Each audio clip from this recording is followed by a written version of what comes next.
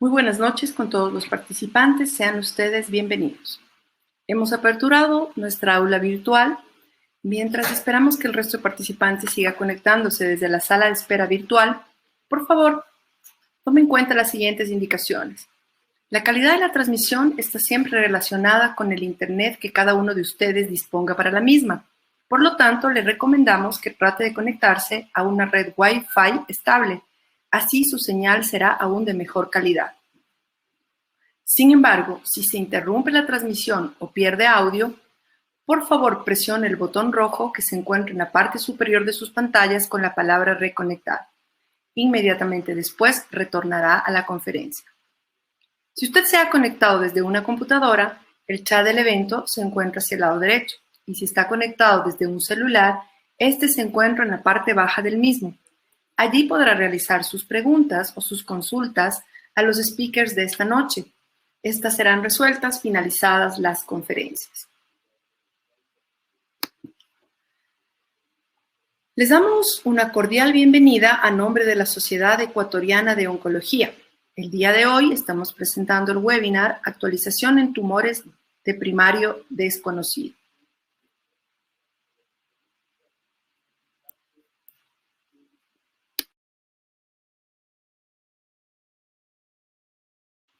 Con mucho gusto presento a la moderadora de esta noche, es la doctora Andrea Moreno. La doctora Moreno, doctora en Medicina y Cirugía por la Universidad Central del Ecuador, médico residente en Solca, Quito, médico especialista en Oncología Clínica por la Universidad Católica Santa María de Buenos Aires, Hospital Británico de Buenos Aires, diplomado en Biología Molecular por la Universidad de Liège, Bélgica, a través de la Universidad de las Américas, un diplomado de medicina basado en evidencias en la Universidad San Francisco de Quito y es profesora de posgrado de neurocirugía de la Universidad San Francisco de Quito, miembro del Directorio Nacional de la Sociedad Ecuatoriana de Oncología. Doctora Andreita, buenas noches, bienvenida. Buenas noches con todos. Gracias a los asistentes por estar una vez más presentes en la educación médica continua organizada por la Sociedad Ecuatoriana de Oncología. En esta oportunidad vamos a hablar de los tumores de primario oculto o tumores agnósticos, que representan hoy por hoy el 5% de todos los tumores. Estos tumores usualmente nunca se encuentra el sitio anatómico donde emergen, donde surgen o donde se originan. Por tanto, este tipo de pacientes tienen que hacer pesquisas, muchos exámenes para determinar un posible lugar de origen, y el tratamiento está basado en lo que es la histología. Estos pacientes que tienen este tipo de tumores suelen presentarse o tener una presentación en aquellos pacientes mayores de 60 años. Para mí es un gusto presentar a la doctora Alexandra Peralta, que esta noche nos estará impartiendo la charla. Ella es médica por parte de la Universidad Central del Ecuador, tiene un diplomado de salud pública de la Universidad de los Andes en Ecuador, tiene una maestría en cuidados paliativos por la Universidad de El Salvador de Argentina, es especialista en oncología clínica por la Universidad Católica de Buenos Aires. Alexandra, por favor, es tuya la presentación. Adelante.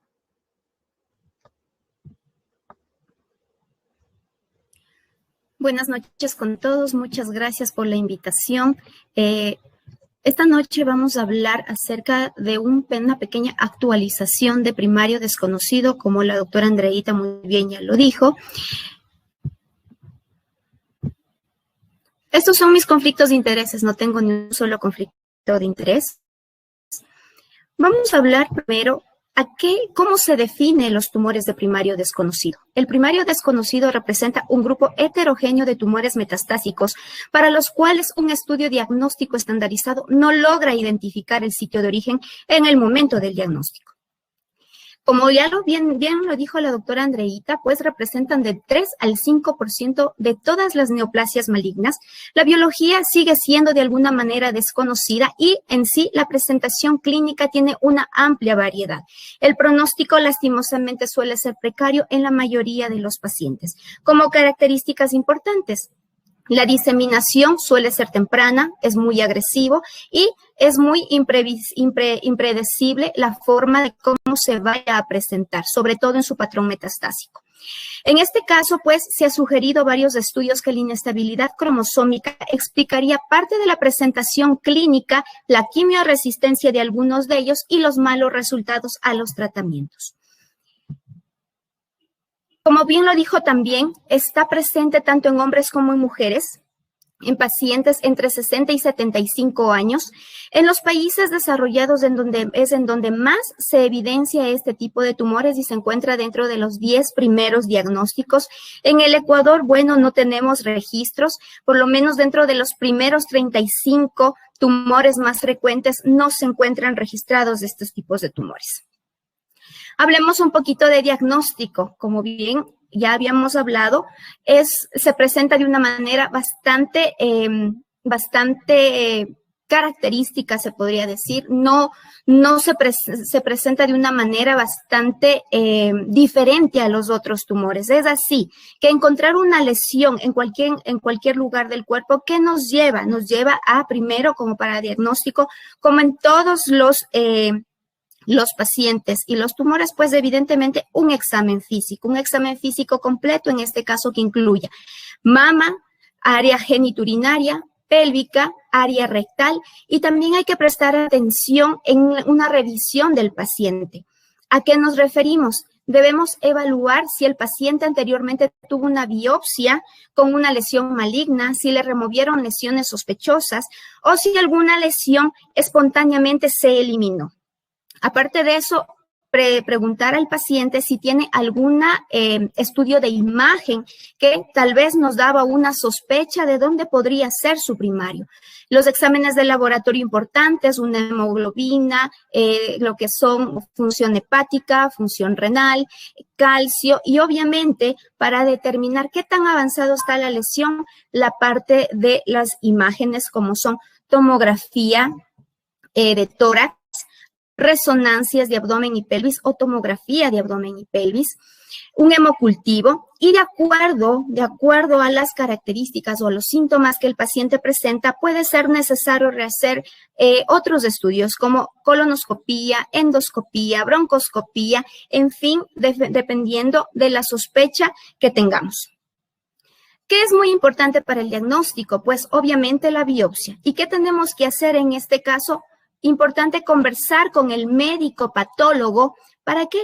Para que él nos ayude a definir el mejor lugar para tomar una buena muestra. La buena muestra es lo más importante en esta situación, dado que esta muestra pasará a varios procedimientos para llegar a un diagnóstico. Dentro de ellos, pues, tenemos una biopsia core o una punción con aguja fina e incluso una resección de alguna lesión, puede ser incisional o excisional. Como decíamos, estas biopsias pasarán a varios estudios, dentro de ellos inmunistoquímica, pasará a verse la carga mutacional del tumor, que el mismo que nos va a llevar o nos va a ayudar a definir tratamientos que han sido aprobados por la FDA. Así como también ayuda a verificar lo que es estabilidad e inestabilidad microsatelital y deficiencia de los mismos repair. Si hablamos en sí de la secuencia de genes, pues esto no está todavía aprobada, no está recomendada aún. Y esto, de alguna manera, pues con todos estos estudios podemos llegar a un posible diagnóstico, un posible lugar de primario. ¿Y cómo se trata cada uno de los lugares con el posible primario? Pues evidentemente con las guías que tenemos a mano. Como netamente nosotros estamos hablando de un primario desconocido, que no se sabe dónde empezó, ¿qué nos va a ayudar el patólogo? El patólogo nos va a ayudar a definir qué tipo de tumor tenemos. Puede ser un adenocarcinoma bien diferenciado, moderadamente diferenciado, el mismo que se presenta en un 60% de pacientes. Carcinomas escamosos, que puede presentarse en un 5% de pacientes, tumores neuroendocrinos que también se presentan en un 5% de pacientes, tumores pobremente diferenciados que se evidencian en el 25% de pacientes y neoplasias indeterminadas. También es importante verificar la parte de las anomalías cromosómicas y se pueden observar sobreexpresiones sobre varios genes como son el EGFR, CKID, RAS, HER2 o el BCLA2 que se ha visto en un 40% de los pacientes, así como de lecciones como el P53, el NOTCH1, el CDKN2A y una activación del RAS. Varios estudios indican que la delección del CDKN2 y la activación del RAS pueden presentar peor pronóstico. Como habíamos hablado, pues parte de los estudios para llegar a un diagnóstico es la inmunistoquímica. No se asusten por la cantidad de estudios que ustedes pueden observar. Pues sí, cada uno de estos estudios nos puede llevar a un posible diagnóstico. Y la inmunistoquímica definitivamente ¿en qué nos ayuda? Nos ayuda a determinar el linaje tumoral, el tipo de célula y un posible diagnóstico patológico. Pero no ha demostrado aumentar la precisión diagnóstica en la identificación de los supuestos primarios. Es más, solo se han identificado cerca del 30% de los pacientes un posible primario. En cuanto a inmunistoquímica, pues siempre tenemos o debemos basarnos en algo muy básico y de alguna manera las citoqueratinas es bastante importante realizarlo. ¿Por qué? Porque nos puede llegar o llevar a una definición de un lugar o un posible lugar donde empezó el tumor. Es así que la citoqueratina 7 y la citoqueratina 20, de acuerdo, así presentan positividad o negatividad, nos puede llevar a varios diagnósticos. Por ejemplo, la citoqueratina 7 positivo con citoqueratina 20 positivo, podríamos estar pensando en lo que son tumores uroteliales, adenocarcinomas mucinóseos de ovario, adenocarcinomas de páncreas o colangiocarcinomas. Y así sucesivamente, de acuerdo a su positividad o negatividad, podemos pensar en varios primarios. Aparte de esto, pues la patología no solamente nos va a llevar a un diagnóstico, sino también nos va a ayudar en una clasificación pronóstica. Es así que tenemos subtipos con características favorables y subtipos con características no favorables.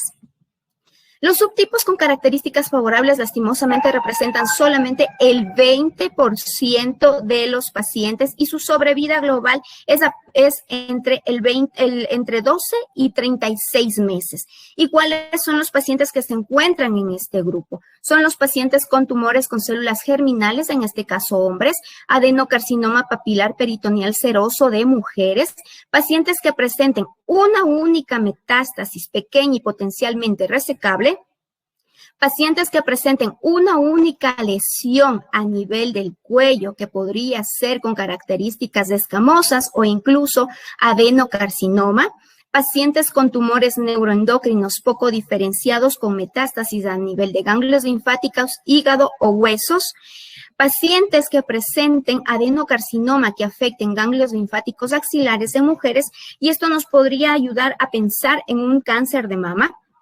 Pacientes que presenten una adenopatía inguinal cuya patología nos muestre como un carcinoma escamoso. En este caso podríamos estar pensando en lesiones a nivel genital, y en hombres sobre todo, pues si presentan lesiones óseas, si presentan elevación del área del PSA y sobre todo el resultado histopatológico nos informa como un adenocarcinoma, pues evidentemente podríamos estar pensando en un cáncer de próstata.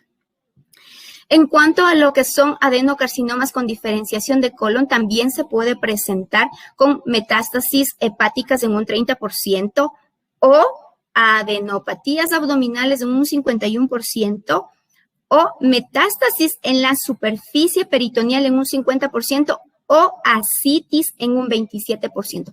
Este es el grupo que presentan de alguna manera, es el subtipo favorable.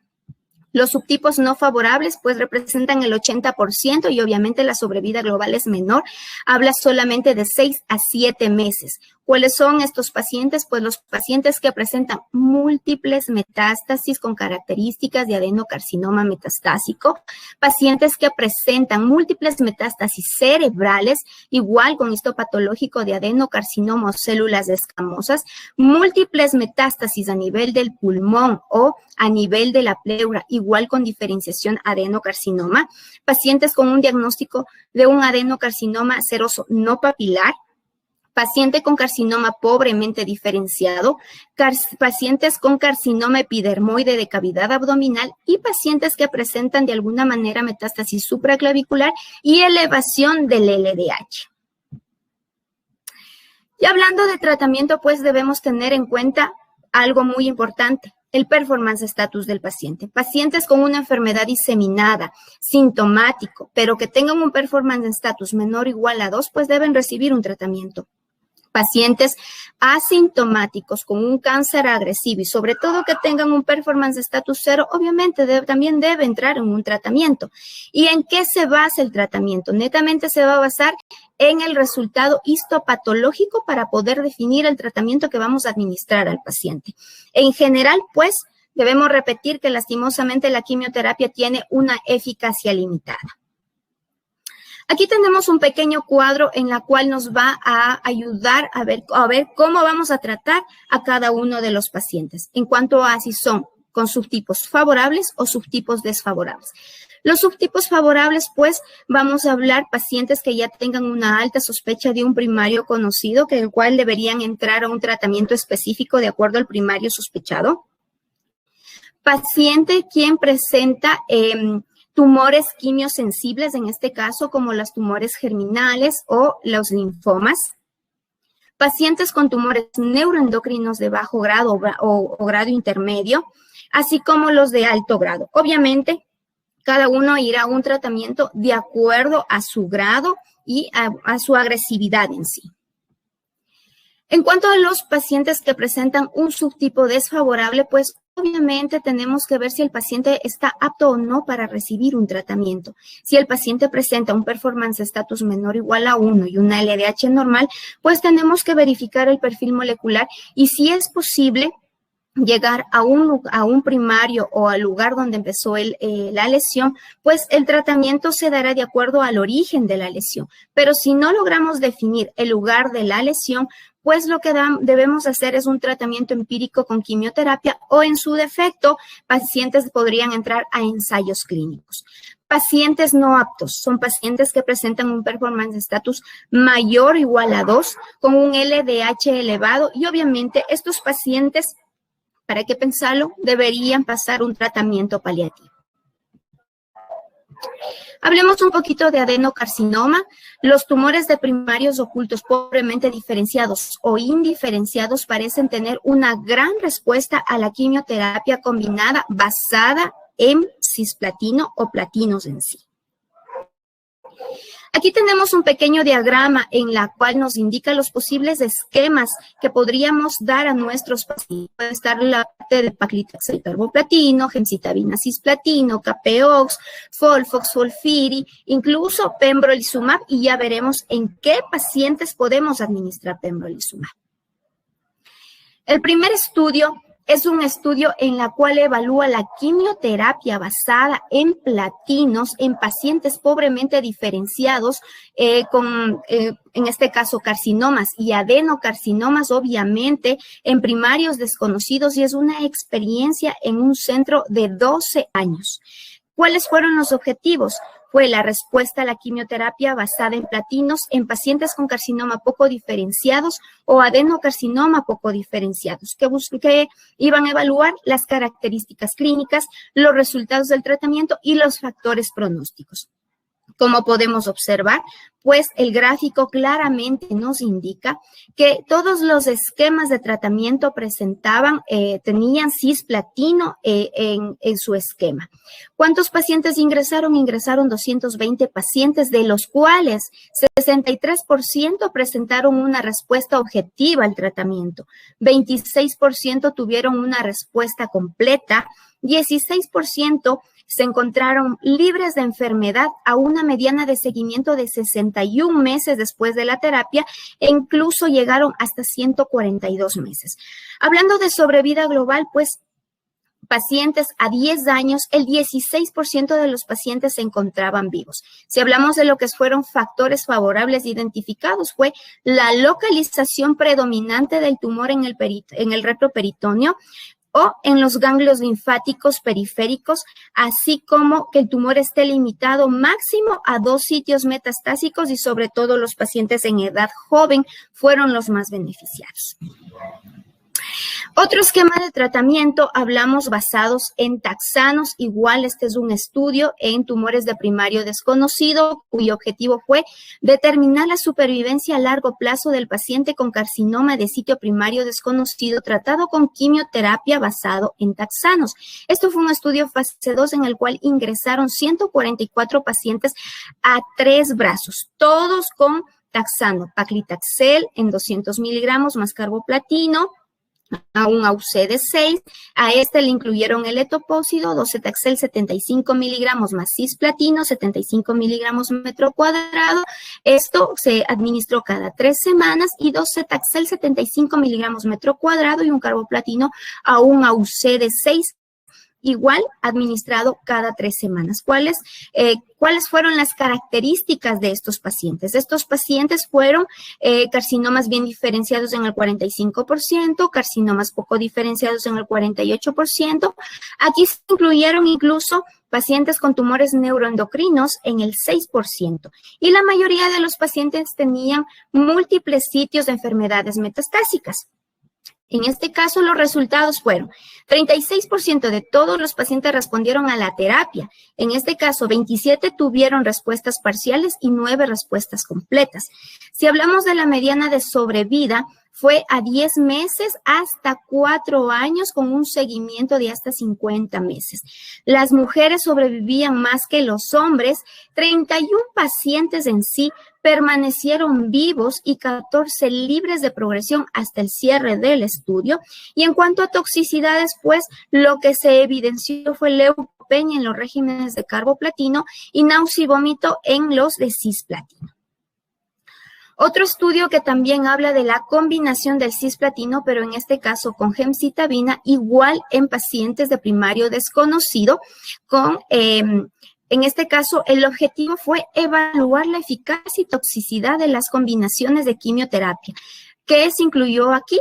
Cisplatino, gemcitabina y irinotecan cisplatino.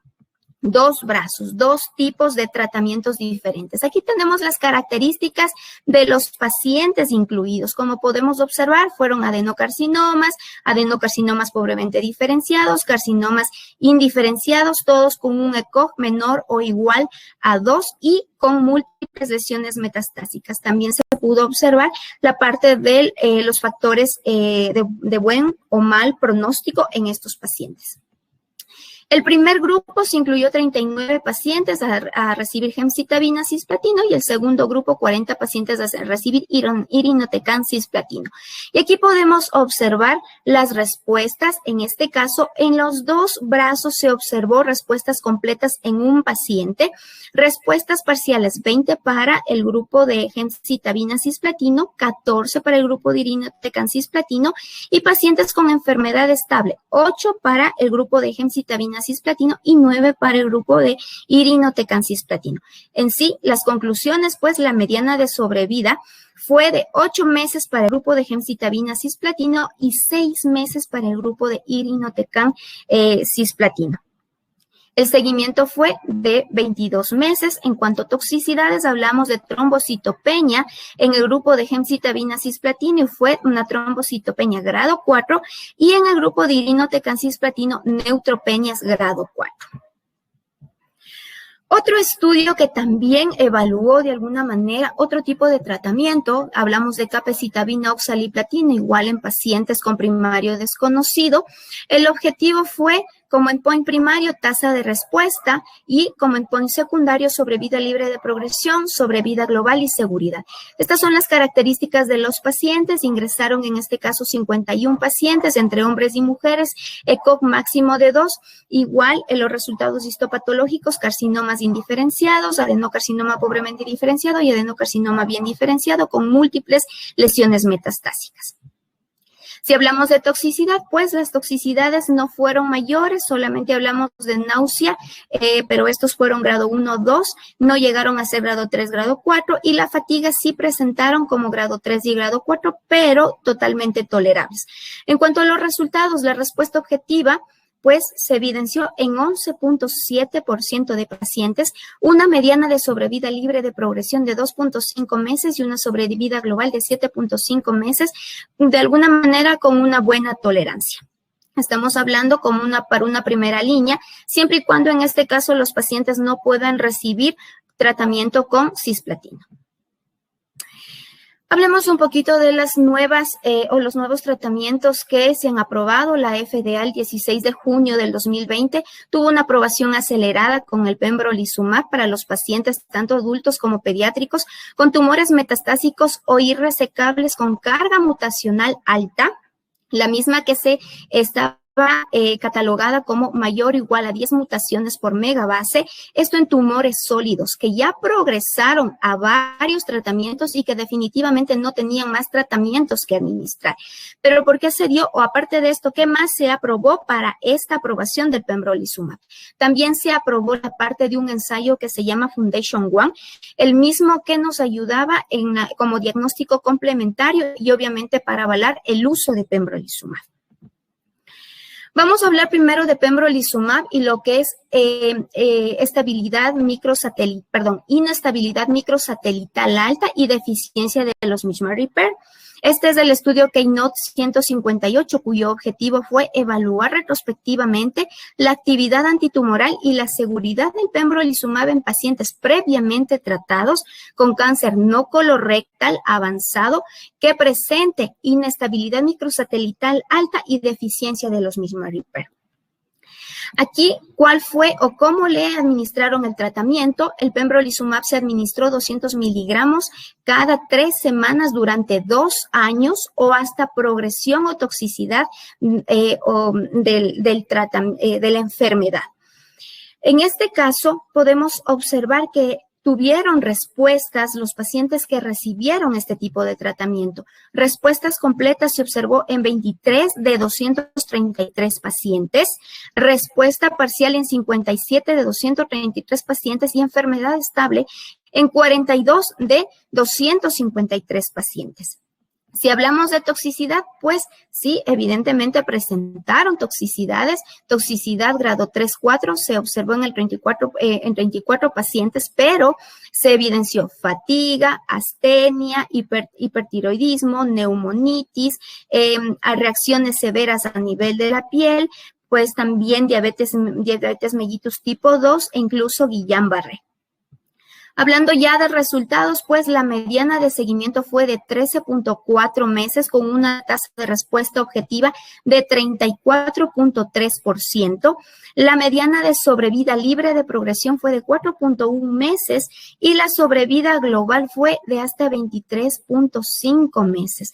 En conclusión, se demuestra el beneficio clínico de esta terapia anti-PD1 con pembrolizumab en pacientes que presenten estas características: inestabilidad microsatelital alta y deficiencia de los misma repair en pacientes que ya hayan sido tratados previamente y que ya no tenían más tratamiento que ofrecer. Este es otro estudio con pembrolizumab, también es parte del Keynote 158, en el cual, ¿qué nos va a evaluar? Nos va a evaluar la carga mutacional tumoral. En este caso, la carga mutacional debió haber sido alta, mayor o igual a 10 mutaciones por megabase, y la respuesta, lo que buscaban era evaluar la respuesta al tratamiento con pembrolizumab en tumores sólidos avanzados, igual que el anterior, en pacientes previamente tratados. 1,073 pacientes incluidos en este estudio, de los cuales 102 presentaron la característica de carga mutacional tumoral alta. ¿Qué recibieron estos pacientes? Pembrolizumab 200 miligramos cada 3 semanas intravenoso. El tratamiento se continuó hasta completar 35 ciclos, en sí, más o menos 2 años, o hasta progresión de la enfermedad, toxicidad inaceptable o decisión del paciente o del investigador de suspender este tratamiento. Obviamente habíamos dicho que la característica para poder recibir este tratamiento era presentar una carga mutacional alta, la misma que se pudo verificar con el ensayo Foundation One. Bueno, hablemos en este caso de los resultados. Si podemos observar aquí, hubo respuestas completas en 4% de los pacientes, respuesta parcial en 25% de los pacientes y en este caso hubo un seguimiento de hasta 37.1 meses. En conclusión, el estado de la carga mutacional tumoral alta identifica un subgrupo de pacientes que podría tener una respuesta tumoral sólida al tratamiento. Y también lo que es la carga mutacional alta podría ser un biomarcador predictivo novedoso en estos pacientes para recibir pembrolizumab, sobre todo que ya hayan recibido tratamiento y no tengan más opciones. Pasemos a hablar un poquito de carcinoma de células escamosas, pues lastimosamente en este caso hay muy pocos estudios y muy pocos pacientes que nos ayuden a verificar o a determinar qué tratamientos van a ir mejor con estos pacientes.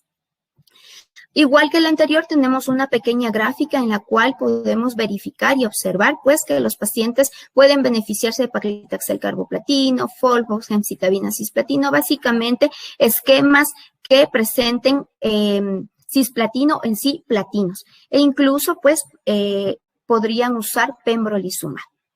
Vamos con el primer estudio. Este fue un estudio en el cual evaluaba el paclitaxel con cisplatino sobre los pacientes que presentaban un grupo no favorable, pero en este caso no era pacientes que tenían carcinoma escamoso. Estaba incluido en este estudio los pacientes con carcinoma escamoso. El objetivo fue evaluar la eficacia y toxicidad de la quimioterapia combinada de paclitaxel cisplatino en pacientes con cáncer de sitio de primario desconocido.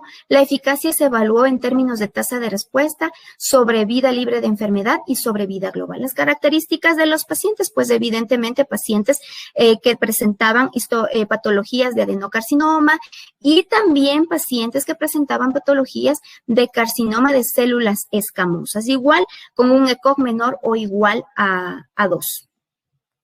Este era el esquema de tratamiento que recibió paclitaxel cisplatino y dentro de los resultados podemos observar que la tasa de respuesta global fue en el 42% de los pacientes se beneficiaron de este tratamiento. De estos se presentaron 6 pacientes enfermedad estable y también obviamente progresaron 9 pacientes progresaron al tratamiento. La mediana libre la mediana del tiempo hasta la progresión fue de 4 meses, la sobrevida global fue de hasta 11 meses y dentro de las toxicidades, pues obviamente neuropatía y neutropenia. El esquema más usado, 5-fluoracilo cisplatino en pacientes con carcinomas escamosos metastásicos de primario desconocido. Pues sí, este estudio sí, solamente incluyeron pacientes con este tipo de tumor, carcinomas escamosos. El objetivo fue evaluar la eficacia del cisplatino y el 5-fluoracilo en tumores de primario desconocido, sobre todo avanzado. Se ingresaron 15 pacientes, los cuales presentaban metástasis a nivel cervical superior e inferior, a nivel inguinal, a nivel de la piel y múltiples lesiones a nivel del pulmón. El esquema de tratamiento, cisplatino 100 miligramos metro cuadrado día 1 y 5-fluoracilo 1000 miligramos metro cuadrado en infusión de 24 horas. Cada 21 días, en este caso lo que buscaban era llegar a 9 ciclos de acuerdo a la toxicidad de cada paciente. ¿Cuáles fueron los resultados? Se observaron respuestas en 8 de 15 pacientes, una respuesta completa, 7 respuestas parciales y una tasa de respuesta global del 53% de los pacientes. En conclusión, pues se sugiere que la combinación de cisplatino 5-fluoracilo tiene una eficacia en este tipo de pacientes. Bueno, no les quiero repetir nuevamente este estudio, pero de todas maneras, este estudio fue el que ya lo vimos en adenocarcinoma, el Keynote 158, en el cual se incluyeron pacientes con tumores escamosos. En este caso, pues obviamente hablábamos de la carga mutacional tumoral. Igual, misma situación que el adenocarcinoma, pacientes que presentaban carga mutacional elevada, pues se beneficiaban de este tratamiento. Y obviamente eran pacientes que ya no tenían más opciones de tratamiento. Hablemos un poquito de tumores neuroendocrinos, pues hay que tener en cuenta que los tumores neuroendocrinos de primario desconocido son poco frecuentes. Todos, independientemente del grado, representan un subgrupo con un mejor pronóstico, un pronóstico favorable en relación a los otros tumores que hemos hablado, y esto nos da una sobrevida a largo plazo de alguna manera más larga. Los pacientes que presentan un tumor neuroendocrino de primario desconocido suelen ser quimiosensibles, presentan una tasa de respuesta objetiva alta a la quimioterapia combinada. Y en este caso, ¿cómo se va a tratar el paciente? Netamente, los pacientes que no se haya logrado identificar el lugar del primario y presenten una patología pobremente diferenciada, debe tratarse como carcinoma neuroendocrino pobremente diferenciado a recibir tratamiento de quimioterapia. Aquí podemos observar, pues, uno de los estudios para este tipo de tumores, paclitaxel carboplatino etopósido, en pacientes con tumores neuroendocrinos pobremente diferenciados, en este caso avanzados. ¿Cuál fue el objetivo de este estudio? Fue evaluar la eficacia de la quimioterapia con paclitaxel carboplatino etopósido en carcinomas neuroendocrinos pobremente diferenciados, obviamente en adultos que recibieron paclitaxel 200 miligramos metro cuadrado, carboplatino con UC6 y etopósido 50 miligramos, el mismo que se iba alternando con 100 miligramos del día 1 al día 10 cada 21 días. Las características de nuestros pacientes, pues, podemos observar que todos presentaban igual un ECOG menor o igual a 2 y la característica histopatológica igual, células escamosas, pobremente diferenciados, pero también se incluyeron pacientes con primario desconocido. 48 pacientes de los 78 pacientes presentaron un primario desconocido. En este caso, como podemos observar en el primario desconocido, pues el 13% tuvieron respuestas completas, el 42% respuesta parcial y el 31% tuvo una enfermedad estable. En cuanto a las toxicidades, sí presentaron toxicidades grado 3, grado 4, como neutropenia, trombocitopenia, que era de esperarse de acuerdo a los tratamientos o a los medicamentos que recibieron. Si hablamos de sobrevida libre de progresión, los pacientes con un tumor de primario desconocido tenían 7 meses en cuanto a sobrevida libre de progresión, y en cuanto a sobrevida global llegaban hasta 14.1 meses con este esquema de tratamiento. Este es otro esquema en el cual se evalúa tratamiento con cisplatino y etopósido en pacientes con tumores neuroendocrinos. El objetivo fue evaluar respuesta y toxicidad del tratamiento en pacientes ya pretratados. 36 pacientes incluidos en este estudio a recibir etopósido 100 miligramos metro cuadrado día 1 a día 3 y cisplatino 45 miligramos metro cuadrado del día 2 y 3 cada 28 días. Como podemos observar en esta gráfica, en este caso, todos los pacientes se beneficiaron de alguna manera del tratamiento. Es así que, como podemos observar, 18 pacientes en total de los tumores que presentaban carcinoides, 10 tuvieron respuesta, o los pobremente diferenciados, 2 tuvieron respuesta, los bien diferenciados, 11, pues 5 tuvieron respuesta.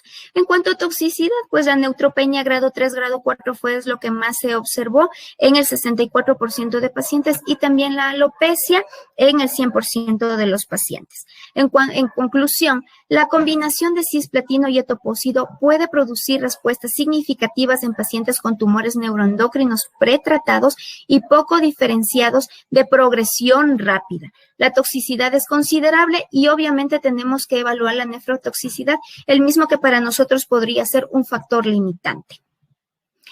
Vamos a algo nuevo pues hemos visto todo lo que ya teníamos anteriormente. Esto es lo nuevo que podríamos hablar de tumores neuroendocrinos, que habla de inmunoterapia con ipilimumab y nivolumab. Esto es un estudio en el cual se incluyeron 29 pacientes. El objetivo como endpoint fue remisión completa, remisión parcial o enfermedad estable, evaluar cada uno de estos parámetros. Las características de cada paciente, pues obviamente fueron pacientes pretratados. El ECOG aquí no debió haber sido menor o igual a 1. Como decíamos, fueron pacientes que ya recibieron previamente tratamientos. En este caso, pues hablamos de pacientes con grados intermedios, grados bajos, pacientes que progresaron a diferentes tipos de tratamientos fueron incluidos en este estudio. Y obviamente de este tipo de tumor neuroendocrino sí hubo pacientes como tumor de primario desconocido, que recibieron los pacientes nivolumab a una dosis de 3 miligramos kilogramo, más ipilimumab 1 miligramo por kilogramo cada 21 días durante 4 dosis. En sí recibieron 4 dosis. Posterior se mantuvo con nivolumab 3 miligramos kilogramo cada 2 semanas y continuó hasta 96 semanas o hasta la progresión o toxicidad del medicamento. ¿Cuáles fueron la toxicidad que presentó? Pues sí, presentó toxicidad grado 3 y grado 4. En este caso, diabetes mellitus, hepatitis, enterocolitis, pancreatitis, miocarditis presentaron algunos pacientes. En este caso, podría decirse que el 34% de los pacientes presentaron eventos grado 3 y grado 4. La tasa de respuesta objetiva de estos pacientes fue del 24%, o sea que 24% de los pacientes se beneficiaron o tuvieron respuesta a este tratamiento. La mediana de sobrevida libre de progresión fue de 4.8 meses y la sobrevida global de 14.8 meses. En conclusión, la inmunoterapia combinada con ipilimumab y nivolumab demostró una actividad clínica significativa en pacientes que ya no tenían más opciones de tratamiento. Para concluir nuestra exposición, pues, los principales factores involucrados en el pronóstico serían el tipo histológico del tumor, órganos involucrados, masa tumoral, género y sobre todo el estado funcional del paciente. Los pacientes con carcinoma poco diferenciado en general tienen una mejor respuesta a la quimioterapia. La mayoría de los pacientes son refractarios a los tratamientos sistémicos, en este caso quimioterapia, y obviamente la quimioterapia que administraríamos solamente sería con intención paliativa para mejorar la calidad de vida. En pacientes con enfermedad diseminada en particular, los objetivos de tratamiento netamente se dirige a control de síntomas y, como habíamos dicho, mejorar la calidad de vida. Muchas gracias.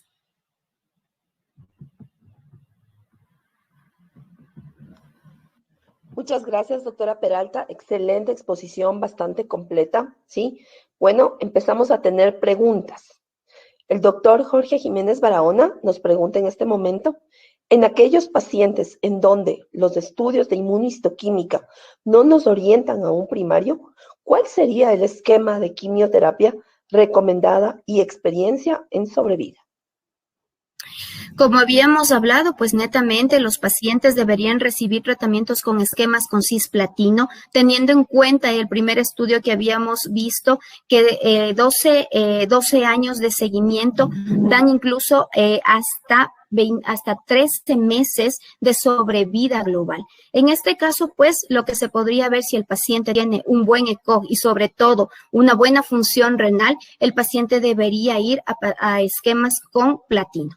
Podría ser paclitaxel carboplatino, podría ser docetaxel con carboplatino, gemcitabina con cisplatino, o incluso paclitaxel con cisplatino. Muchas gracias. Yo tengo una pregunta, ¿sí? ¿Qué hacemos en aquellos pacientes que, por ejemplo, lo presentaste con el Keynote 158, que hacen respuesta total al tratamiento oncológico? ¿Qué pasa con ellos? Obviamente, como habíamos visto, Claro, la respuesta se evalúa obviamente después del cuarto ciclo y debemos continuar con el tratamiento hasta progresión de la enfermedad, o si es que el paciente vuelve a aparecer la enfermedad, hasta toxicidad, pero netamente debería completar 2 años de tratamiento como mínimo. Ok, muchas gracias. Tengo otra pregunta del doctor Henry Álava. En carcinoma no diferenciado de tiroides con metástasis, ¿cuál es el tratamiento a escoger? En carcinoma no diferenciado de tiroides. En este caso estaríamos hablando de pacientes que ya de alguna manera se hicieron no diferenciados, que ya recibieron un tratamiento previo. Entendería que no, parecería que fue que ya tuvo metástasis y en realidad es un tumor desdiferenciado. Netamente iría a tratamiento de quimioterapia, pues se ha visto que hay pocos estudios, pero de todas maneras el paclitaxel carboplatino podría ayudar en este tipo de tratamiento, en este tipo de pacientes, teniendo en cuenta que este tipo de tumor ya de alguna manera es muy agresivo y la sobrevida es muy corta. Ya. Tenemos otra pregunta del doctor Hugo Frey, que dice, ¿qué opina de que el uso de inmuno ya pasa a un tratamiento de primario desconocido a tumor agnóstico? No entendí, doctora, lo siento, perdón. A ver, ¿qué opina de que el uso de inmuno ya pasa de un tratamiento de primario desconocido a un tumor agnóstico? En diagnóstico, ¿qué opina del tratamiento TAIP o del TOT? Entendería que está hablando algo así, bueno, se refiere más a lo que son ya técnicas específicas por biología molecular, ¿sí? Estaría entendiendo eso la pregunta del doctor Hugo Frey. Bueno, la verdad es que no, mal haría en dar una respuesta. Yo creo que esa respuesta más bien nos ayudaría la doctora Núñez con la parte de genética, nos podría ayudar más. Ok. Esas son las preguntas que tenemos esta noche. Les animamos a que sigan preguntando. Y bueno, para cerrar, le felicito, doctora Peralta, excelente exposición, súper completa. Nos ha dado un pantallazo de lo que se hacía antes, de lo que se hace actualmente en los diferentes tumores con histologías distintas. Ahora vamos a presentar a la doctora Cristina Núñez, que nos va a hablar de la parte de la genética. La doctora Cristina Núñez es médico de la Facultad de Medicina de la Universidad Central, es especialista en genética médica, Instituto da Criança, Hospital das Clínicas de la Facultad de Medicina de Sao Paulo, tiene una maestría de bioética en investigación, médico tratante de genética del Hospital de Sol Caquito, trabaja en el laboratorio de genética. Ella nos va a complementar con la parte de biología molecular y genética en cuanto a los tumores de primario desconocido. Actualización de tumores de primario desconocido, perspectiva desde el punto de vista genético. Adelante, doctora Núñez. Bienvenida. Buenas noches. Gracias por la invitación. Buenas noches.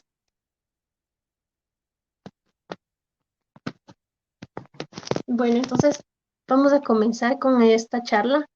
Para hacerla un poco más didáctica, la he dividido en ciertas preguntas que se comenzaron a plantear durante el estudio de estos artículos. Entonces vamos a comenzar. Siguiente, por favor. Ya, entonces vamos a dividir la charla en 5 grupos de preguntas. La primera, ¿cómo se beneficia la oncología de la medicina molecular? La segunda, ¿qué se conoce sobre el COD y sus bases moleculares? La tercera, ¿qué técnicas disponemos para el análisis molecular de los COD? ¿Cuán efectiva es esta terapia molecular para disminuir mortalidad y mejorar sobrevida? Y la quinta, ¿qué es lo que las guías de práctica clínica me van a decir respecto al estudio del perfil molecular de los tumores? Siguiente, por favor.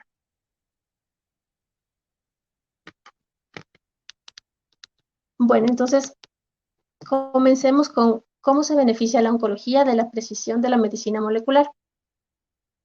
Siguiente, por favor.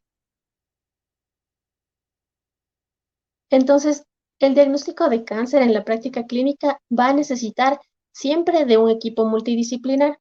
En el caso de los COD, este equipo multidisciplinar debe estar conformado por un patólogo, por el oncólogo clínico, por el biólogo molecular, el genetista clínico y también estas plataformas genómicas y bioinformáticas que vamos a tratar el día de hoy. Entonces, el diagnóstico de un cáncer de origen desconocido en la práctica clínica va a necesitar de una síntesis comprensiva de hallazgos clínicos y patológicos, como vamos a ver. Siguiente, por favor.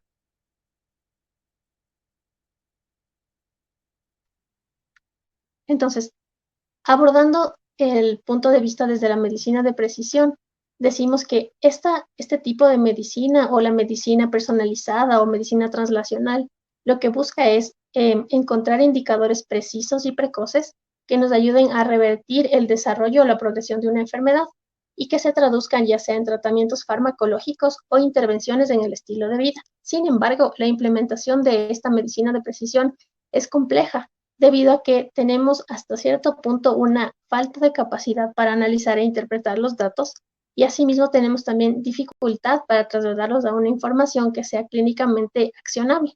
Siguiente, por favor. Entonces, este cuadrito va a resumir muy bien lo que vamos a hablar esta noche. Dentro de las técnicas moleculares para diagnóstico, nosotros tenemos todas las técnicas que terminan en ómica. Las técnicas de terminación ómica son estudios comprensivos de roles, relaciones, acciones de todos los tipos de moléculas que puedan haber dentro de una célula o dentro del organismo en general. Entonces, el abordaje genómico no es algo nuevo, ya viene desde hace muchos años y es el que está más bien establecido en la práctica clínica, sobre todo la genómica de análisis de mutaciones. Un ejemplo de esto lo tenemos, por ejemplo, cuando vamos a abordar pacientes que tienen síndromes de cáncer familiar, como el síndrome de Li-Fraumeni, en donde mediante un secuenciamiento de genes, específicamente del P53, vamos a darnos cuenta si es que el diagnóstico del paciente cierra como síndrome de Li-Fraumeni en sí por alteración del gen P53.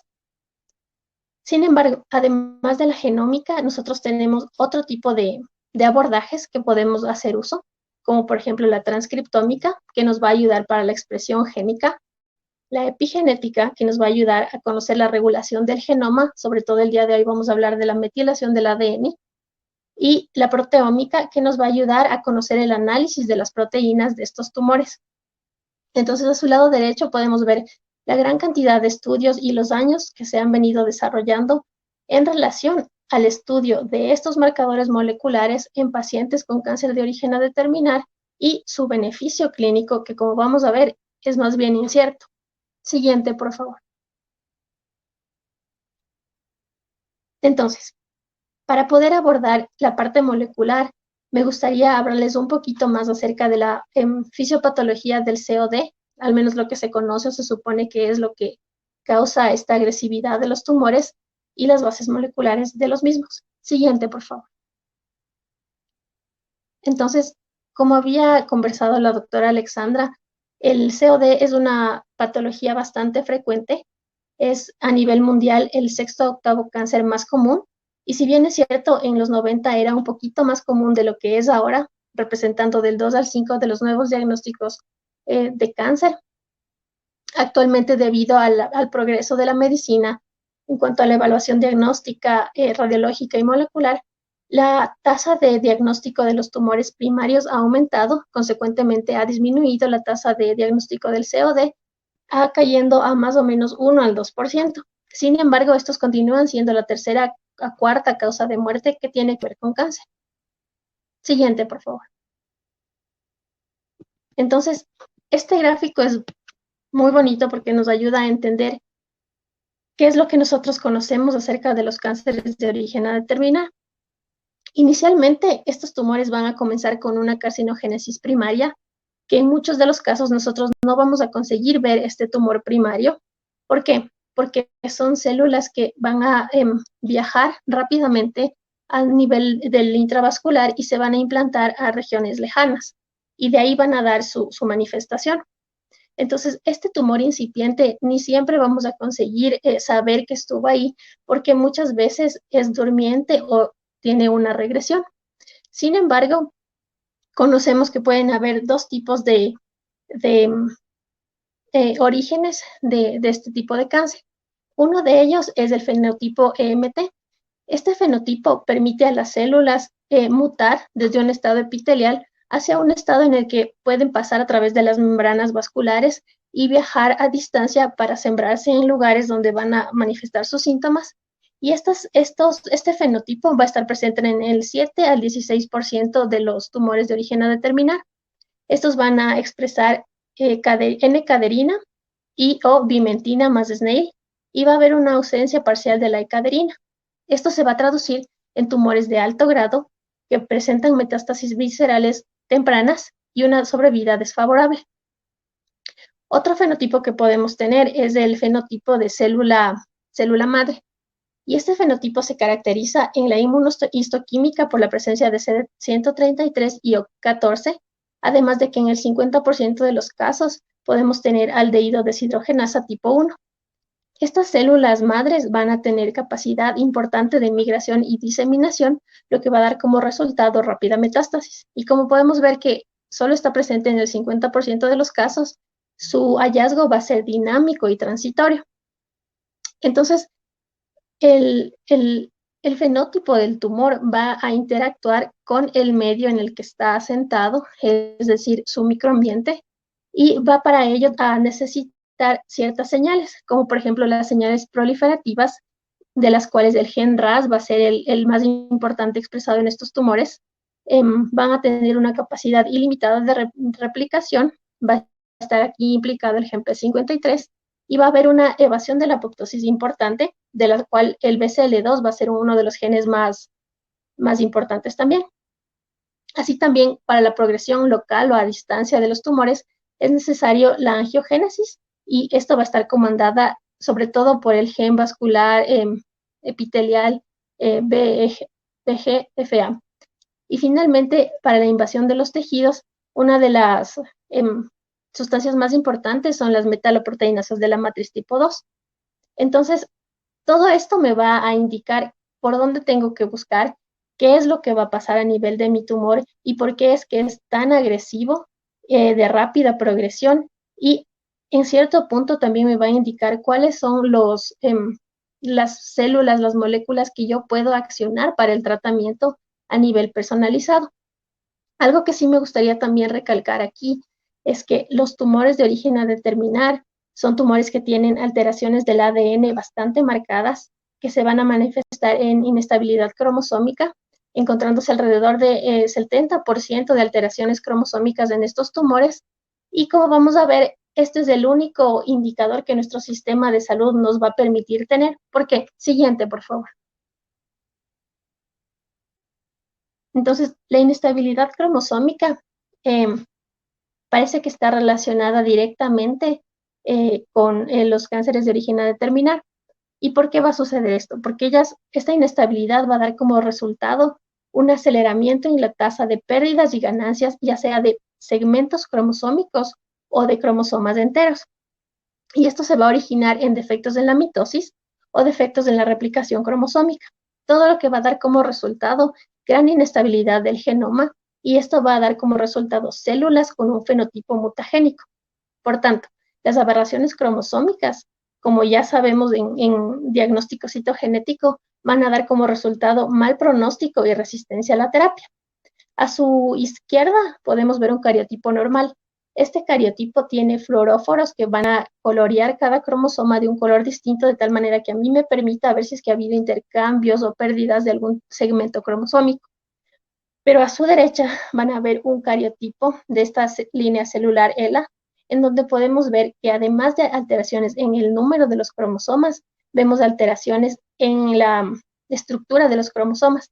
El color nos ayuda a saber que algunos de estos cromosomas, sobre todo los de la línea inferior, han tenido añadiduras de otros cromosomas. Entonces es un cromosoma que nosotros conocemos como marcador, porque si bien es cierto, no conocemos exactamente cuál es el origen de cada uno de ellos. Pero sabemos que no es normal porque los colores nos denuncian que tiene partes de muchos cromosomas. Siguiente, por favor.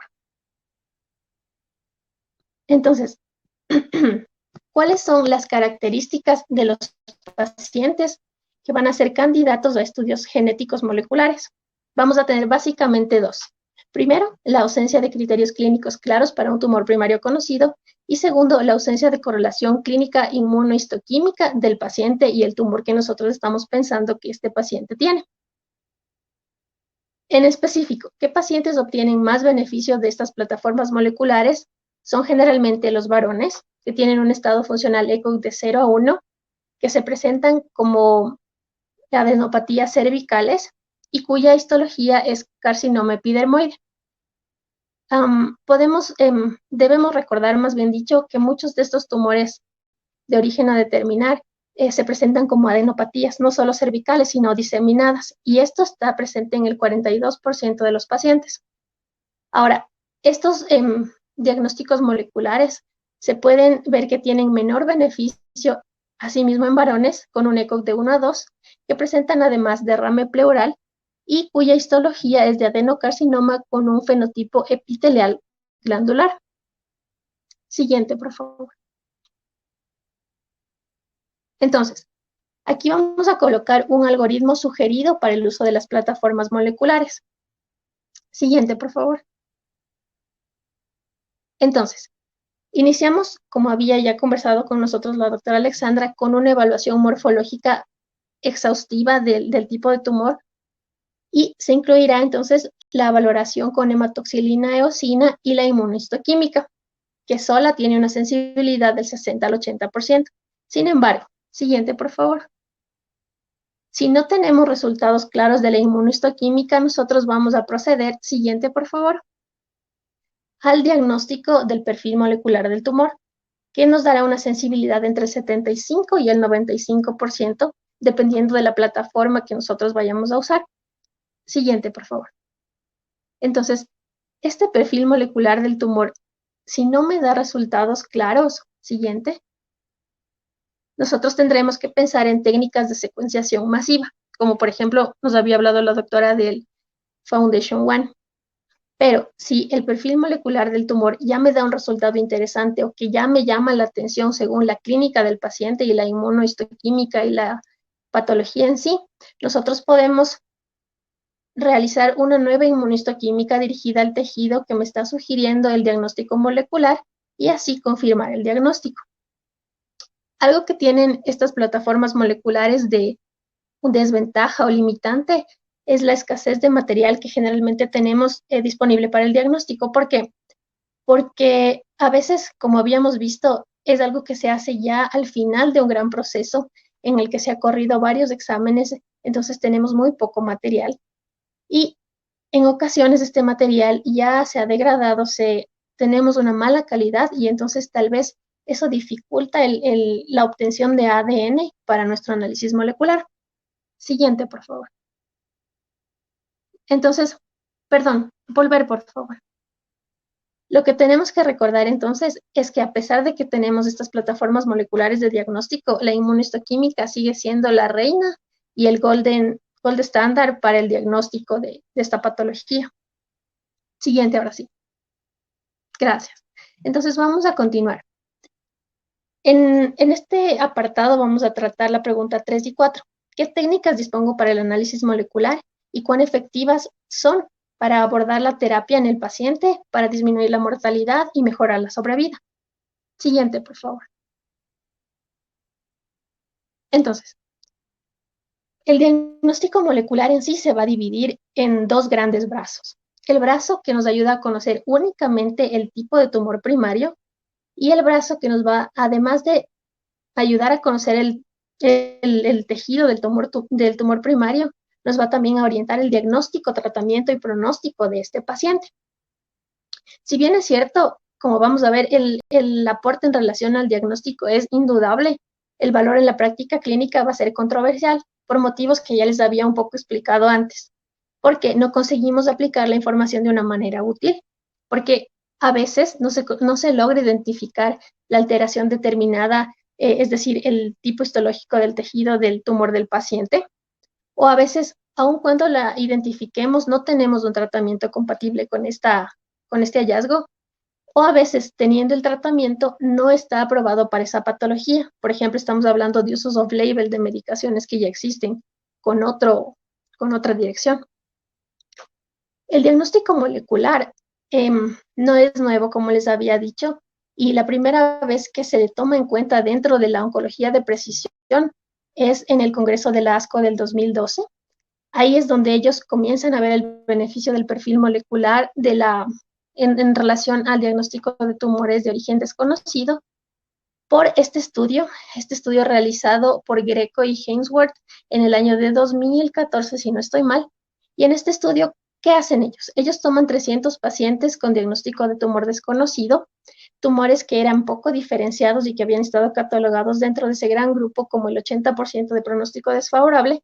Una vez que se aplicó este diagnóstico de perfil molecular, se vio que que aparentemente tenían un pronóstico favorable, y en base a esto se les dio una terapéutica específica. Se vio entonces que estos pacientes tuvieron una sobrevida mayor que los pacientes del grupo de pronóstico desfavorable, siendo de 13 meses. Es decir, hubo una sobrevida superior a los reportes previos en estudios de fase 2 que habían sido tratados con terapia empírica. Entonces, desde aquí, en verdad, se le tomó en cuenta al diagnóstico molecular como algo palpable que se podía aplicar a la clínica y se comenzó a desarrollar más técnicas, como vamos a ver. Siguiente, por favor. Entonces, habíamos hablado de estos dos grandes brazos. Aquí vamos a puntualizar qué estudia cada uno de estos brazos y después vamos a especificar un poquito más.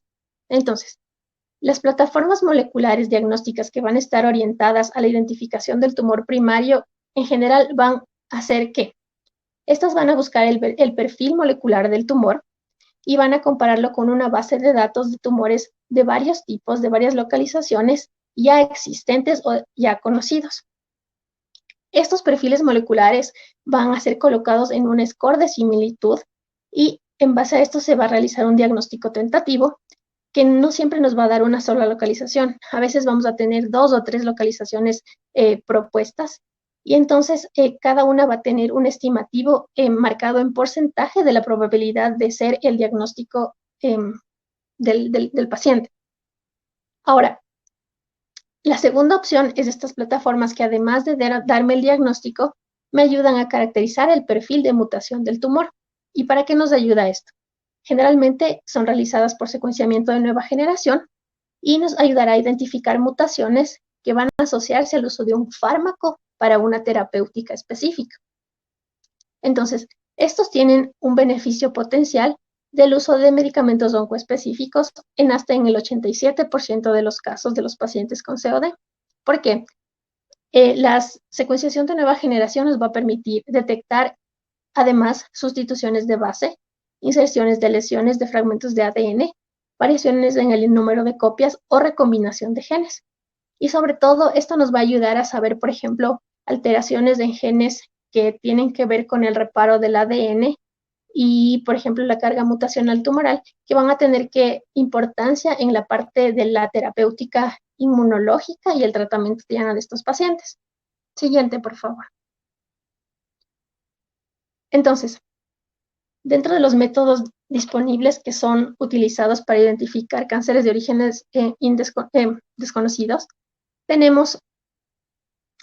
podemos hacer el abordaje mediante la comparación del perfil molecular de metástasis originadas en tipos particulares de tumores primarios o en un tumor primario en sí. Como habíamos conversado un poco antes, la precisión va a estar entre el 50 y el 98% en comparación con el resultado obtenido únicamente de la evaluación clínica y la patología convencional.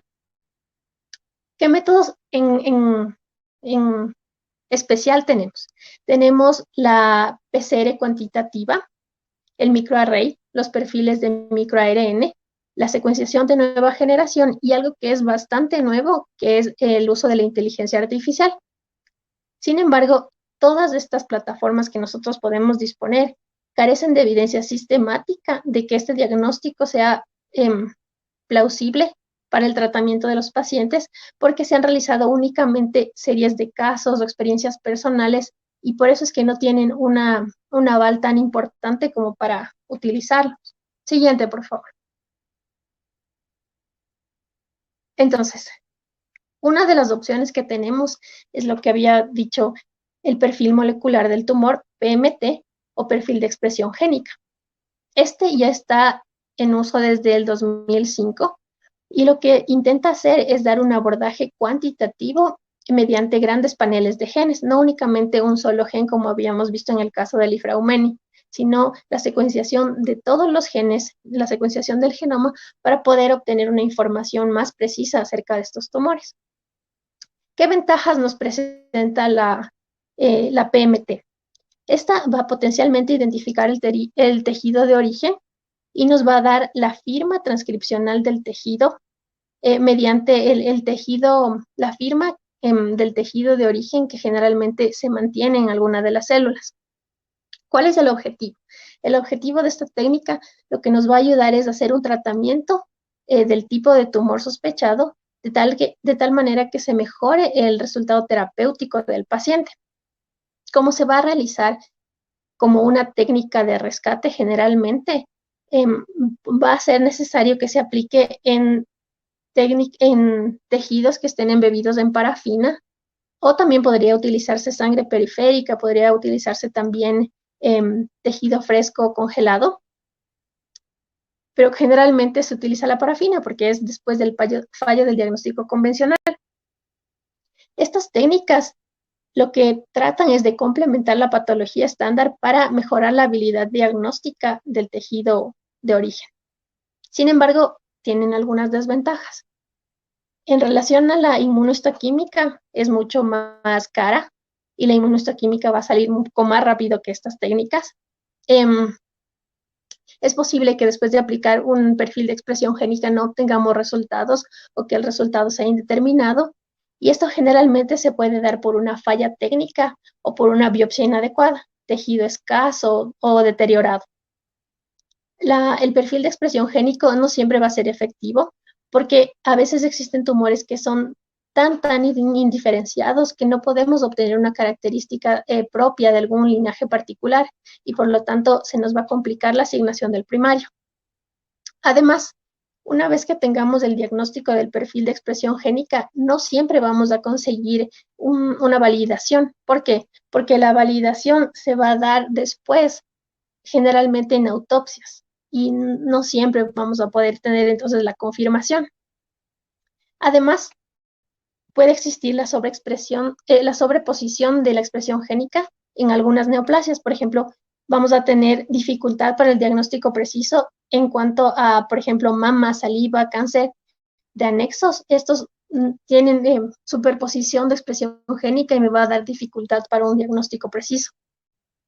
Y finalmente, como estamos hablando de paneles de genes, nosotros solo vamos a colocar en un panel de genes aquellos genes de cánceres conocidos, y si estamos haciendo una comparación, aquellos tumores que sean poco comunes van a ser infradiagnosticados en muchos casos. Siguiente, por favor.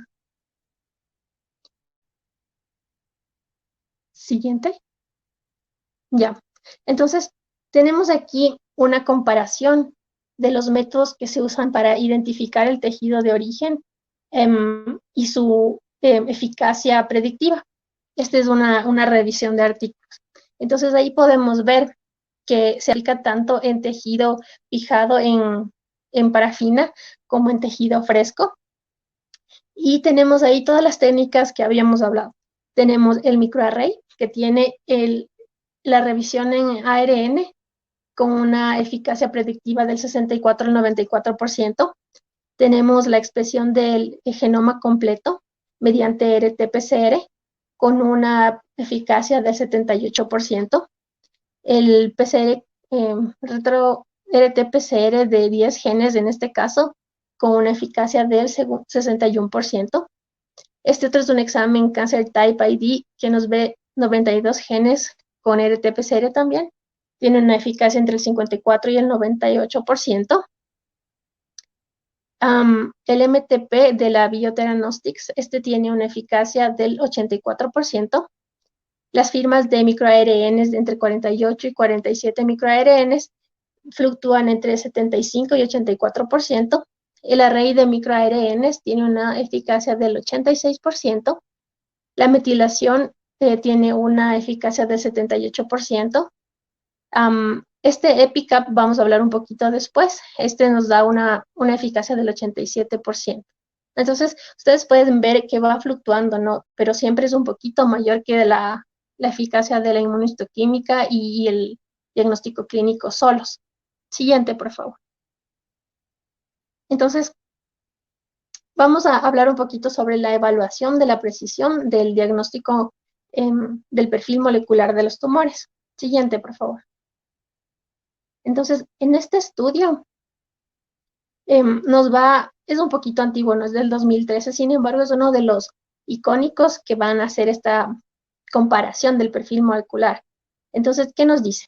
Como habíamos hablado antes, va a complementar la evaluación patológica, sobre todo en tejidos de tumores de origen desconocido, sobre todo cuando la inmunohistoquímica es inconclusiva.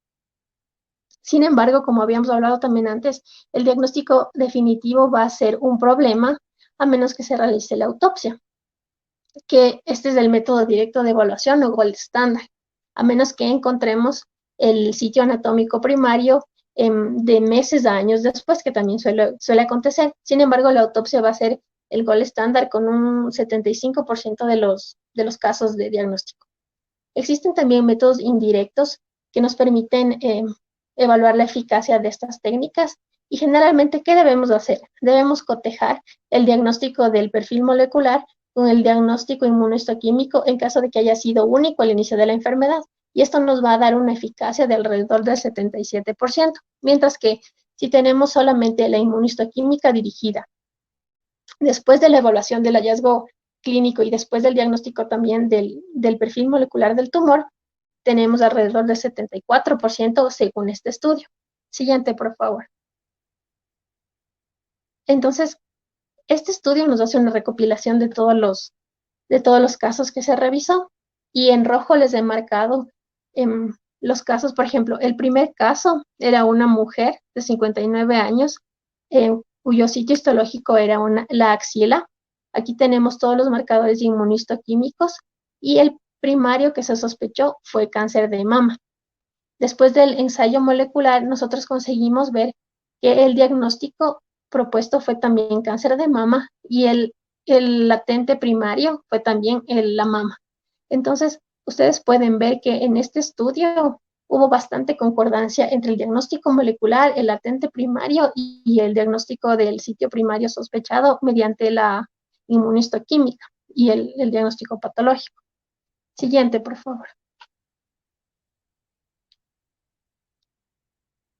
Como habíamos dicho en las diapositivas previas, algunas técnicas se pueden utilizar para la valoración del perfil molecular de los tumores.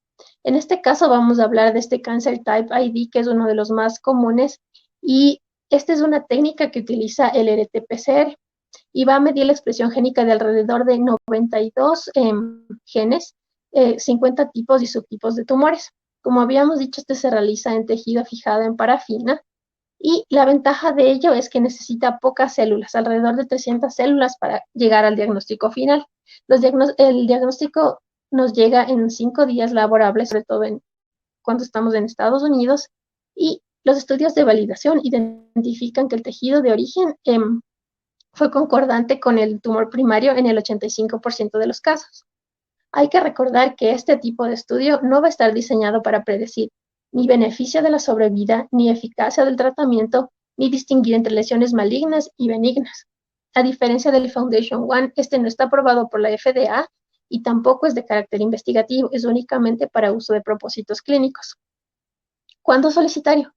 Básicamente, cuando el diagnóstico diferencial esté entre 2 o más tipos de tumores, cuyo régimen de tratamiento sea distinto y me dificulte el tratamiento y el manejo del paciente, cuando mi inmunoquímica sea inconclusiva, cuando tengamos una presentación atípica o discordante con el reporte de patología, y cuando hay la diseminación de una lesión maligna metastásica a distancia, la duda, ¿no?, entre esta y un nuevo primario.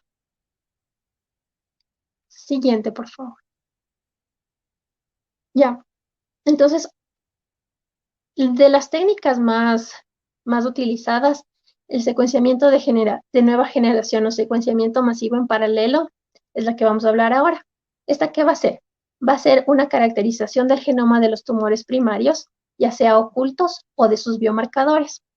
y las predicciones van a estar basadas en unos sets típicos de mutaciones recurrentes, y lo que va a hacer es tener una base de datos enriquecida con tipos particulares de tumores primarios.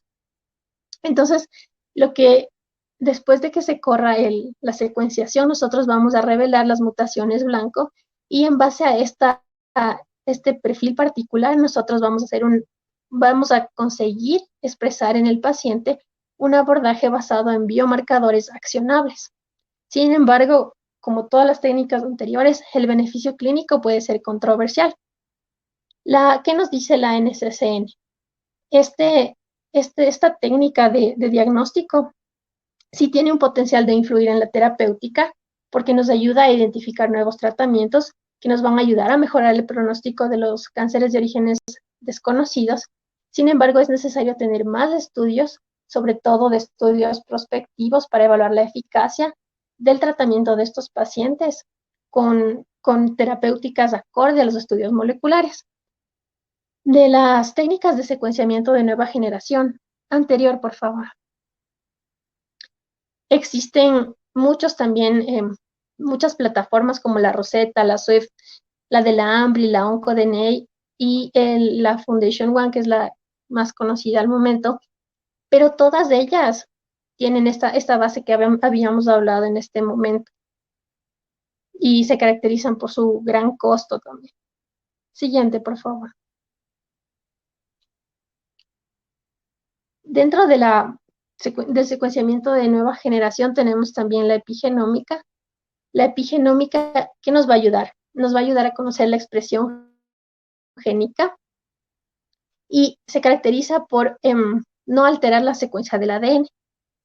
Una de las más conocidas es la metilación del ADN, y en la evaluación del perfil epigenómico de un cáncer o de un tumor nos va a ayudar a guiar la identidad tisular de este. ¿Por qué es tan importante la epigenómica? Porque al perder la metilación del ADN van a haber algunas alteraciones, como por ejemplo alteraciones de la integridad cromosómica, activación de RNA promotores del crecimiento, la pérdida del imprinting de los genes, de la expresión de genes supresores tumorales, también que son importantes en la regulación del ciclo celular, la alteración de genes de reparo del ADN, la activación de genes que bloquean la apoptosis o la proliferación y adhesión de las células, lo que todo en conjunto va a contribuir a la progresión del cáncer. Entonces, por eso es tan importante la epigenómica y su estudio en este tipo de tumores. Habíamos hablado que el estudio EPICAP va a ser uno de los emblemáticos que hacen uso de la epigenómica. Y entonces, ¿qué van a hacer? Estas van a predecir el tejido de origen del tumor en un 78% de los pacientes, versus el 25% que en este estudio la inmunohistoquímica brindó. En este estudio se validó la técnica mediante el uso de 7.691 muestras, mostrando una especificidad del 99.6% y una sensibilidad del 97.7%. Y esta sensibilidad no difería en si era un primario o era en una metástasis, ni tampoco si es que era un tejido fresco o un tejido parafinado, lo que es bastante importante porque nos da una idea de su estabilidad. Por tanto, podemos decir que la evaluación epigenómica de un tumor de origen desconocido es una herramienta confiable para el diagnóstico. Siguiente, por favor. Este estudio es un estudio en donde se hacía una evaluación de la medicina de precisión en la epigenómica, sobre todo en carcinomas de origen desconocido. Y a su derecha tenemos la concordancia de lo que estábamos hablando. En la fila A estamos hablando de un tumor de mama que según el EPICAP, de un sarcoma. Este sarcoma, después con esta inmunohistoquímica de confirmación, ellos pudieron confirmar que estaba presente la vimentina, desafortunadamente en un tejido de autopsia. La parte B, que es la primera fila de arriba, ese es un tumor que el EPICAP predijo como si fuera cáncer de mama, y podemos ver la expresión por inmunistoquímica de CK7 y mamaglobulina A. Y finalmente en la tercera fila podemos ver un tumor que fue predicho como un cáncer colónico por el EPICAP y podemos ver la expresión en inmunistoquímica de CK20 y de CDX2. Entonces, ahí podemos ver la correlación, como habíamos conversado antes. Siguiente, por favor. Entonces, la técnica más nueva en cuanto a al diagnóstico molecular de un tumor de origen desconocido es la inteligencia artificial. Se ha visto que es exitosa para la evaluación de los datos clínicos del secuenciamiento del ADN. Esta va a estar basada en la valoración del ARN. Y en este artículo, que es del 2020, podemos ver la evaluación de este CAP-A1DX. Esta es una herramienta que fue creada en colaboración de Estados Unidos y Australia. Se le entrenó a esta inteligencia artificial mediante los perfiles transcripcionales de alrededor de 19,000 tumores primarios, que representaban alrededor de 32 tipos de cáncer, que estaban incluidos dentro de este Genome Cancer Atlas Project y del International Cancer Genome Consortium. Para este estudio se aprobaron 394 muestras metastásicas de 11 tumores y 92 muestras fijadas en parafina, que representaban al final 18 tipos de cáncer de 2 laboratorios individuales. Al final se vio que identificaban el sitio primario con una precisión del 98.54% en validación cruzada y en 96.7% en pruebas de validación, por lo que este también en teoría sería útil para asistir el proceso diagnóstico del cáncer de origen a determinar. Siguiente, por favor. Finalmente, después de haber hecho todo este análisis, ¿qué es lo que nos dicen las guías de práctica clínica respecto al perfil molecular de los tumores? Siguiente, por favor. Comencemos con la de la NHS.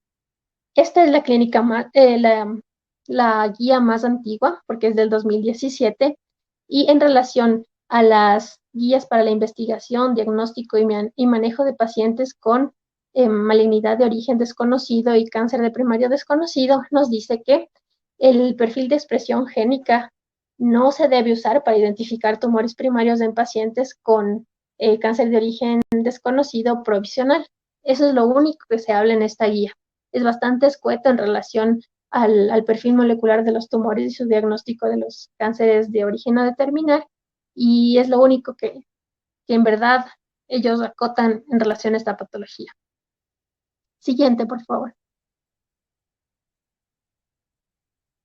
Siguiente.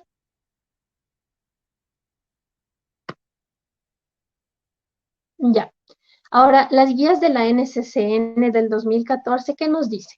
Estas nos dicen que debemos manejar con cuidado tanto la inmunistoquímica como el perfil molecular del tumor, y no hay suficientes datos como para recomendar el uso rutinario de estas técnicas para el diagnóstico de pacientes con primarios de origen desconocido. Por lo tanto, la guía en el 2014 concluye que es una categoría 3 de recomendación, es decir, no recomienda el perfil molecular de los tumores como un manejo estándar para los pacientes con COD. ¿Qué nos dice la guía última del NCCN? Siguiente, por favor. Nos dice que, siguiente, por favor, que la inmunohistoquímica y el perfil molecular tumoral tienen una precisión similar, que llega a alrededor del 75%, que los estudios sugieren que la precisión del perfil molecular del tumor es compatible o superior a la inmunistoquímica en carcinomas pobremente diferenciados o indiferenciados. Cuando se validan usando muestras de tumores conocidos, se tiene una precisión que alcanza hasta el 90%. Sin embargo, por la dificultad de confirmación del diagnóstico de origen, la precisión en sí del perfil molecular de los tumores en la COD va a ser difícil de determinar. Y aunque puede tener algún beneficio diagnóstico, el beneficio clínico sigue sin ser demostrado y por lo tanto se requiere más estudios clínicos prospectivos para poder validar el uso de esta técnica. Siguiente, por favor. Entonces, ¿qué nos dice la NCCN respecto a tumores de origen desconocido? que actualmente no recomiendan el uso del perfil molecular de tumores para identificar el tejido de origen como manejo diagnóstico estándar de pacientes con COD. Siguiente, por favor. Y ahora, en último caso, las guías de la ESMO, ¿qué nos dicen? Estas guías son del 2015 y también nos dicen que a pesar de que el perfil molecular del tumor puede auxiliar en el diagnóstico de tumor primario, el impacto y beneficio obtenidos del paciente en sí para la administración de una terapia sigue siendo cuestionable y no está aprobada por estudios randomizados controlados. A pesar de que se cree que la sobrevida podría mejorar con una terapia sitio específica en relación al diagnóstico del perfil molecular de los tumores. Siguiente, por favor. Entonces, ¿qué tenemos como realidad? La realidad en el momento actual sobre el diagnóstico por el perfil molecular de los tumores de origen desconocido, ¿qué nos dice? Que después de una evaluación inicial, después de hacer un diagnóstico completo del paciente, incluyendo la inmunistoquímica, la patología, los estudios de imagen, la valoración clínica, los estudios complementarios van a permitir la identificación del tumor primario alrededor del 30% de los casos nada más. Si nosotros realizamos una extensión del estudio diagnóstico más allá de las recomendaciones básicas, vamos a aumentar el costo. Sin embargo, la rentabilidad diagnóstico va a ser solo del 8 al 15%. Y el tratamiento específico con un impacto que sea significativo para la sobrevida del paciente es un beneficio que solo va a tener un número reducido de pacientes. Siguiente, por favor. Entonces, ¿qué nos queda?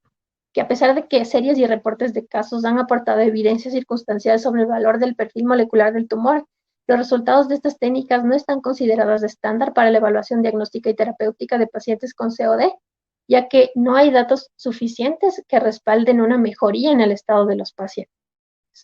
Siguiente, por favor. Y bueno, ahí están todas las referencias que ustedes las pueden revisar. Estoy abierta a sus preguntas.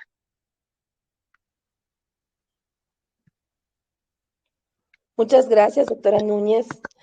Bastante completa la exposición, muy interesante lo que se tiene que hacer y lo que no se tiene que hacer. Tengo algunas preguntas, ¿sí? Bueno, en realidad acá lo que me están preguntando es, en nuestro país, ¿cómo enfrentamos el tema del precio de estos estudios diagnósticos, considerando que el tratamiento es igualmente altos para nuestro medio? Bueno, les había comentado que el diagnóstico, la verdad, en la realidad nacional, el único tipo de diagnóstico que tenemos a nuestra mano sería la inestabilidad cromosómica. Ese es el único que el sistema de salud nos permite, nos cubre. De ahí todo lo demás sería a manos del paciente. Sería un gasto ya sea por el seguro privado del paciente o particular del paciente. Entonces, si vemos los costos altos de estos exámenes, no va a ser una realidad para la mayoría de nuestros pacientes del sistema público. Entonces es bien complicado que esto se vaya a implementar de aquí a poco dentro del manejo estándar de nuestros pacientes. O sea, lamentablemente es una realidad a la que pocos pacientes se van a acoger porque no van a conseguir pagar. Muchas gracias. Doctora Peralta, todavía seguimos teniendo preguntas para usted. Pregunta el doctor Fernando Checa, ¿con qué frecuencia se encuentran mutaciones accionables en estos tumores para hacer terapias dirigidas? Bueno, esta pregunta la puede contestar también la doctora Núñez, ¿sí? Que tiene mucha relación con lo que ella presentó. Uh-huh. Dependería, ¿no? Porque tendríamos que ver el tipo de tumor y revisar en la literatura cuál es la frecuencia de esas mutaciones específicas y ver en los estudios qué tipo de terapéutica se ha planteado para poder hacer un consenso sobre lo que vamos a tratar en este paciente en específico. Ok. Tengo otra pregunta de la doctora Mariela Raquel Freire.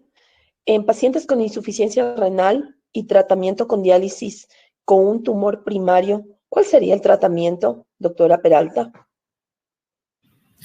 Bueno, hay que tener en cuenta que la diálisis lo que hace es compensar al riñón, así que definitivamente si el paciente está con diálisis y está de alguna manera compensado, pues tranquilamente podría recibir un tratamiento con cisplatino, que en este caso sería la primera línea. Pero si ustedes le ven que de alguna manera, pues un paciente que tiene una alteración de su función renal, pero no está en diálisis, de alguna manera complicarle más, podríamos pensar en otros esquemas como gemcitabina 12-taxel o incluso capecitabina oxaliplatino, teniendo en cuenta que la sobrevida libre de progresión es más baja, hablamos de 2.1 para gemcitabina 12-taxel, lo mismo para capecitabina oxaliplatino, y la sobrevida global pues evidentemente es menor a lo que es usando un cisplatino de 7.1 meses nada más. Muchas gracias, doctora Peralta, por su respuesta súper completa. Sí, no sé si al momento tenemos alguna otra pregunta. Creo que en realidad ha sido bastante completa la ponencia, ¿sí? Doctora Núñez, había una pregunta igual del doctor Freire que no le habíamos terminado de contestar, que era, ¿qué opina del cáncer type o del TOT, que es del origen tumoral, que es una prueba que se utiliza en Brasil? Y me parece que lee algo así como 95 genes. Si no estoy equivocada, ¿me podría ayudar, por favor? Doctora Núñez. ¿Me escuchan? Sí, ¿Me sí, sí, sí. escuchan? Bueno, Sí, doctora. o sea, a mí, la verdad, me queda bastante claro que si bien es cierto, todos estos tipos de pruebas moleculares nos van a ayudar a dilucidar un diagnóstico, no están indicadas en la práctica clínica. Entonces, me queda bastante la duda versus el costo. ¿Cuánto yo puedo aplicar esto y cuánto yo le puedo beneficiar al paciente? O sea, ¿cuánto yo le hago invertir al paciente en este estudio y cuál va a ser el resultado y el beneficio que va a tener el paciente?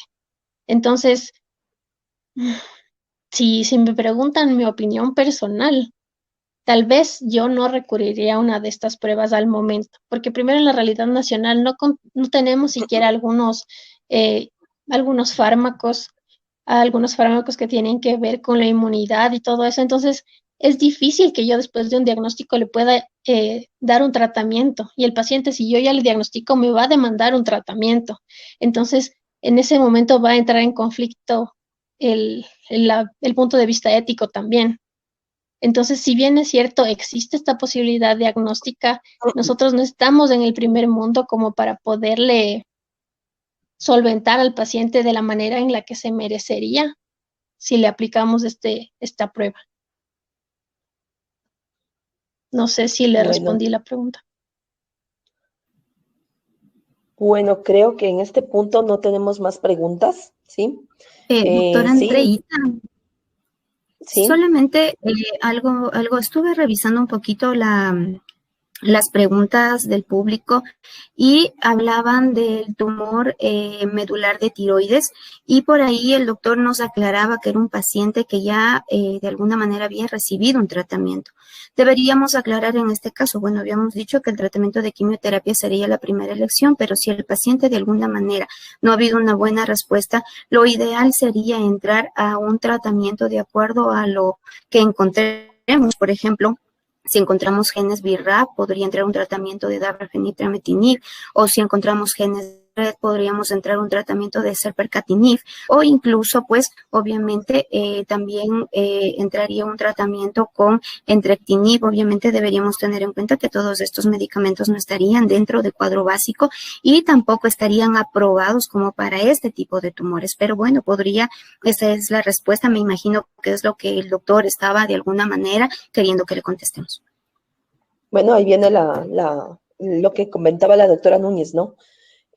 Podemos hacer el panel también en este tipo en cáncer de tiroides, hacer BRAF, hacer ENTRAC, para ver si es que damos un blanco, pero nos quedamos ahí, nos quedamos limitados porque no tenemos los fármacos, ni siquiera están registrados, entonces únicamente serían para documentar y no más.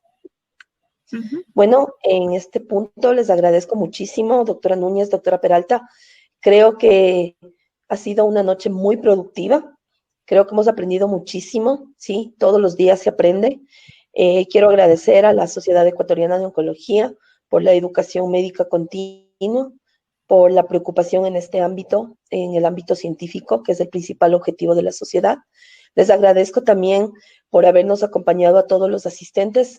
Creo que son altas horas de la noche. Gracias por invertir su tiempo en esto. Gracias, doctora Peralta. Gracias, doctora Núñez. Y muchas gracias a todos los que hacen también parte de todo lo que es la logística. Buenas noches. Buenas noches.